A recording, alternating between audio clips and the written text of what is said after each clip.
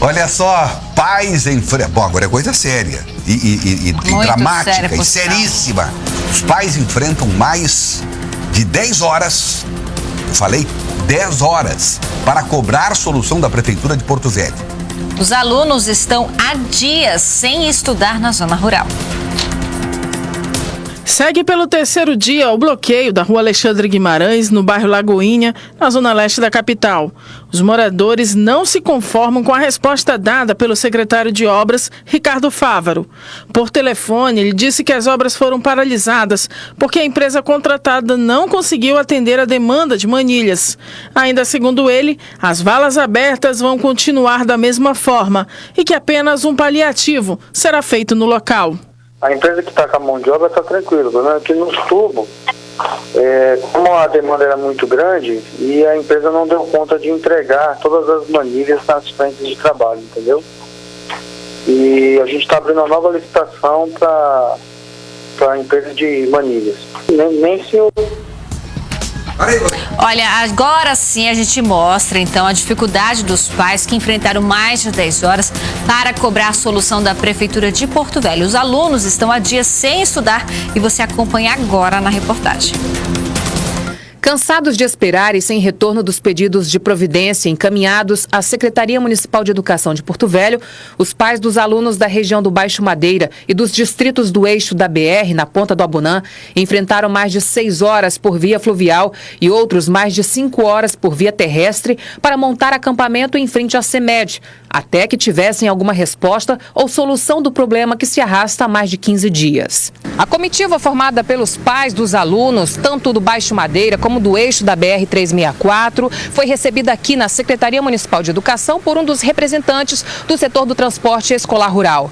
Mas a resposta para todo esse dilema só será dada no final desta sexta-feira. O maior prejuízo é para as crianças, pois as escolas, a própria secretaria não fez por onde paralisar as aulas. Essa é a terceira paralisação do serviço e, somando todas elas, os alunos já perderam mais de 30 dias de aula. E as empresas estão também sem ter como arcar com seus compromissos, com os seus colaboradores, com a própria manutenção dos equipamentos, abastecimentos e tudo. João Pereira é pai de aluno e também estuda na rede municipal.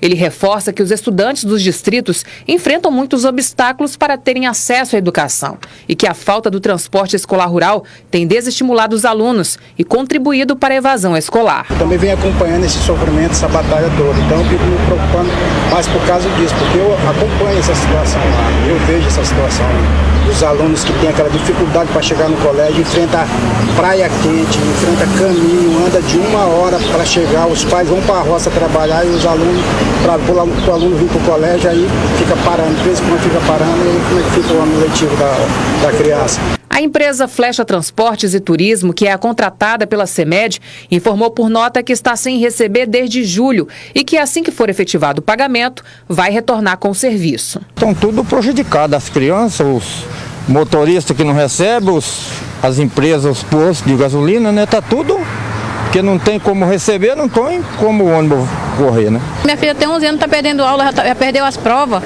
Isso não existe. Porque quando a gente não coloca os filhos da gente na escola, o conselho e as demais secretarias, os outros órgãos, todo o poder público vem para cima dos pais. Entendeu? Então não é justo isso. O conselho tutelar vai lá e entre e faz com que os pais coloquem na escola. E por que o conselho tutelar não deu apoio para esses pais, para essas crianças esse tempo todo?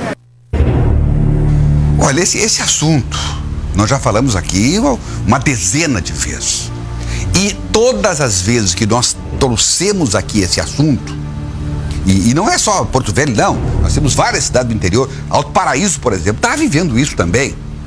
Sempre que nós trazemos esse assunto aqui, é por intervenção do nosso telespectador, dos pais dos alunos que entram no mais absoluto desespero.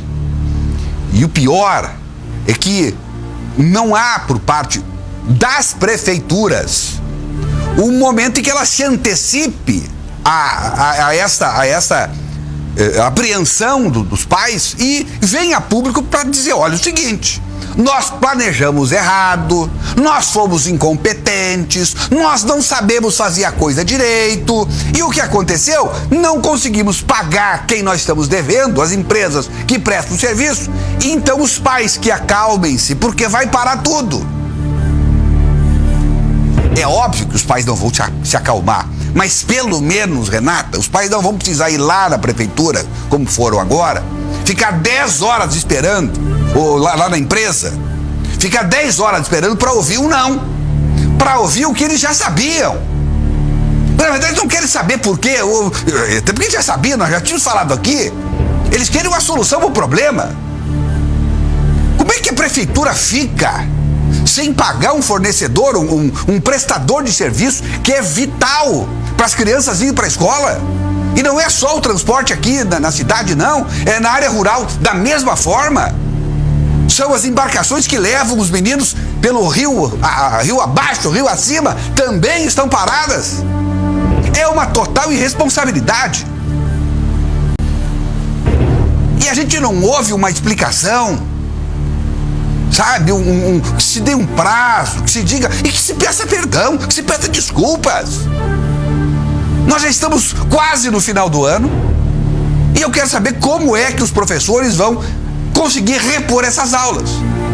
Ou vão fazer de conta que vão repor e os alunos vão fazer de conta que vão para a aula e vão fazer de conta que vão aprender e vão fazer de conta que passaram e vão fazer de conta que sabem alguma coisa, quando no fundo o resultado do ensino nesse país é isso que se vê, uma porcaria. Como é que vamos dizer, depois reclamar, como alguns até colegas nossos reclamam, que o jovem sai do primeiro grau, do segundo grau e não sabe nem ler nem escrever? Mas olha o tipo de ensino que oferece para ele. Para crianças, né, Everton? A base, né? Mas é a base, é o começo de tudo. A gente vê gente entrando na universidade sem saber escrever, sem saber falar. E eu sempre defendo que são vítimas de um sistema que é gerido por gente incompetente e irresponsável e que faz pouco caso dessa responsabilidade que é sagrada, de fazer as crianças irem para a escola. Os dois candidatos que certamente, se não estão me ouvindo agora, mas certamente tem que chegar até eles, o que nós estamos dizendo aqui, essa situação que se está vivendo, sabe, sem dizer o seguinte, olha, o seguinte, como futuro prefeito, eu quero dizer que isso não vai acontecer. Assumir um compromisso, mas eles não cumprem, mas pelo menos assumam o compromisso, porque se o ano que vem não tiver transporte para essas crianças por falta de pagamento, mas eu não prometi isso, o que é isso? Eu prometi outras coisas. Eu prometi show de banda, show gospel, show não sei do que, como a gente teve por aí. Para isso teve dinheiro. R$1 milhão quase numa banda não sei do que. Uma porcaria de uma banda. Não sei o que para um cantor, uma porcaria de um cantor. E a municipalidade pagando, o público pagando, o usuário pagando, o contribuinte pagando, o município pagando, as crianças pagando, os professores pagando. Ou esse dinheiro sai da onde? A prefeitura tem máquina de fazer dinheiro? Não tem. Quem paga é a população. Claro que é importante você fazer show, dar um pouquinho de circo, mas parei um pouquinho. E as prioridades? Acabou a prefeitura? Acabou a administração? Ué, que eu saiba, tá lá na Constituição que o prefeito vai até o dia 31 de dezembro. Que é isso? Agora ontem reportagem aqui, as manilhas estavam lá, máquinas trabalhando, passou a eleição, saiu tudo de lá. Agora não tem manilha, daqui a pouquinho vai ter um pedaço dessa matéria, vamos tratar desse assunto. Vai vir mais uma conversa mole aí, eu não ouvi ainda, mas eu já estou sabendo que é, porque é só conversa mole. Agora como é que deixa criança fora da sala de aula? Porque não paga. Agora outra coisa que eu quero falar, agora eu vou para o outro lado. Deixa eu ir para o outro lado também. Para ir um pouquinho. Eu sei que a empresa que presta o serviço tem que receber, perfeito. Qualquer um tem que receber. E receber rigorosamente em dia. Agora eles estão alegando que fazem 3 meses que não recebem. Eu não sei quem são, tenho o maior respeito por eles, mas é uma tese que eu defendo há muito tempo. Há muito tempo. Empresa para trabalhar para prefeitura, para governos. O governo de Rondônia até que está pagando praticamente em dia. Não se tem mais tanta... Mas já tivemos problemas seríssimos aqui no estado, de ter filas e mais filas na porta da Secretaria de Finanças e da Fazenda da época, de empresários desesperados que não recebiam há meses e meses, ano até. Mas o que eu quero dizer é o seguinte: para trabalhar para órgão público, seja estadual, federal ou municipal, tem que ter bala na agulha. Uma empresa que vai se meter a trabalhar com prefeitura e arriscar ficar sem receber 3, 4, 5 meses, que é o que pode acontecer, e a lei de Murphy, essa sim pode acontecer, vai acontecer, tem que ter bala na agulha para bancar esse negócio aí. Eu sei que o correto era pagar mais. O cara já entra sabendo que está arriscado a não receber, mas vai se meter. Aí o que acontece? O empresário também, ele sai disso aí quebrado. Porque os funcionários ele tem que pagar. Ah, não está pagando? Então vai se lascar, porque o Ministério do Trabalho não quer saber. Tem histórias, tem gente que se suicidou já. Por esse Brasil afora. Empresários, porque não receberam de governos, quebrou.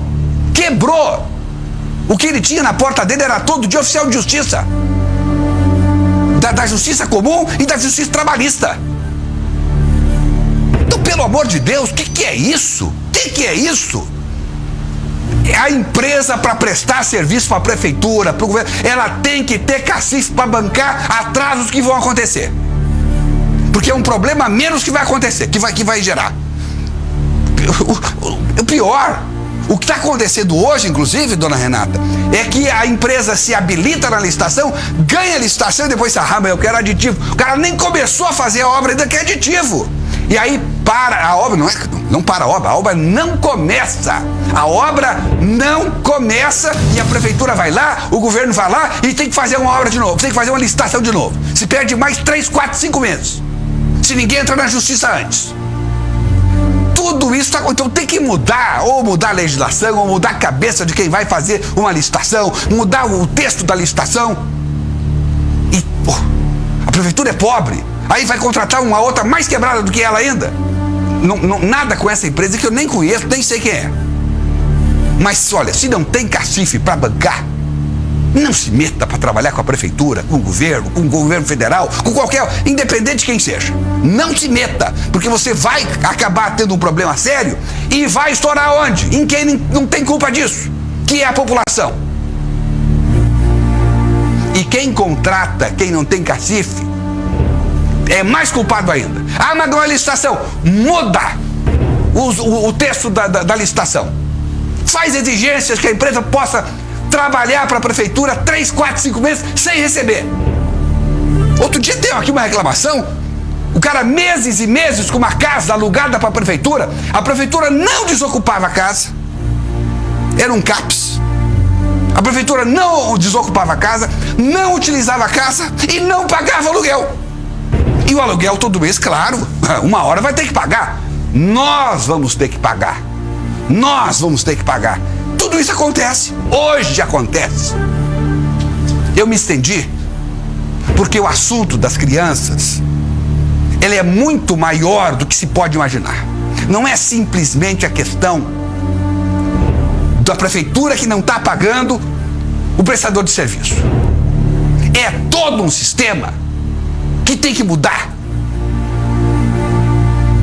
Ou se vai para administrar com competência, e eu já disse aqui, a má gestão, a incompetência é muito mais prejudicial aos cofres e ao bolso do contribuinte do que a própria corrupção.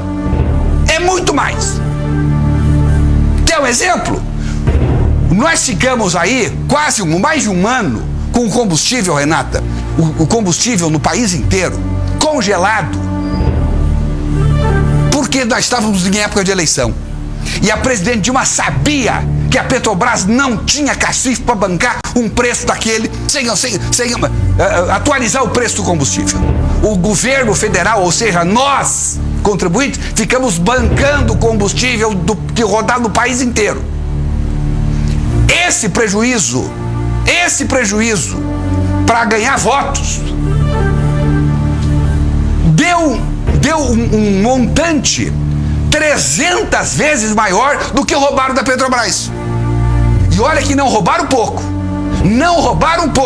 pois a má gestão, inclusive a má gestão proposital, fora aquela outra que toma decisões porque são incompetentes e burros. Essa é uma enormidade.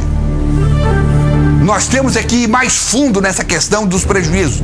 E contra a corrupção, mas contra quem também não sabe tomar decisões, não toma para ter resposta política sobre isso.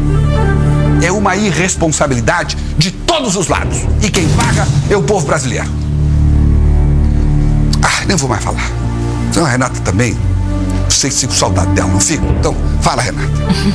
Olha, a Eletrobras Distribuição Rondônia informa que por volta das 2 horas da tarde do dia de hoje, houve uma oscilação de energia no sistema de transmissão do Sistema Interligado Nacional, causando a abertura de várias subestações no estado.